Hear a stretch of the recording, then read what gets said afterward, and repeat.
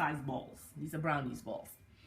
First of all, let's define what momentum is. Momentum is simply the amount of motion that an object has. Therefore, right away you can conclude if the object, the ball, is not moving, then it does not have momentum. And in the same way, we could think of any moving object, anything at all, regardless of mass, as long as it's moving, that object will have momentum.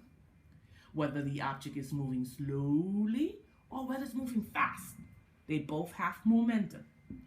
Notice that momentum depends on not just the mass of the object, but it also depends on how fast the object is moving.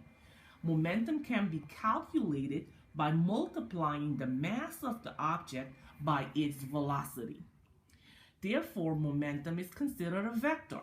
So not only does it move in a particular direction, and the velocity has a particular direction, but the momentum also will have a particular direction. And notice also that if the direction of the velocity is to the left, the momentum is to the left. If the direction is to the right, then momentum is to the right. So the momentum has the same direction as the velocity. All right, let's look and see now what will happen when we have two objects that are in a system. We could have a large and a small one, and let's say the larger one is moving and the smaller one is stationary. Notice that the moving ball will transfer its momentum to the smaller one.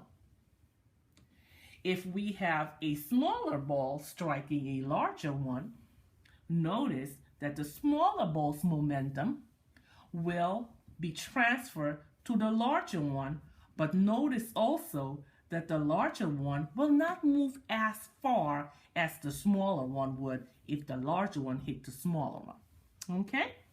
So momentum. What if we have two objects that are moving?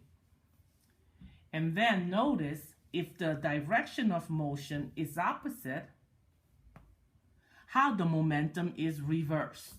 So if it was moving to the left, it will now move to the right.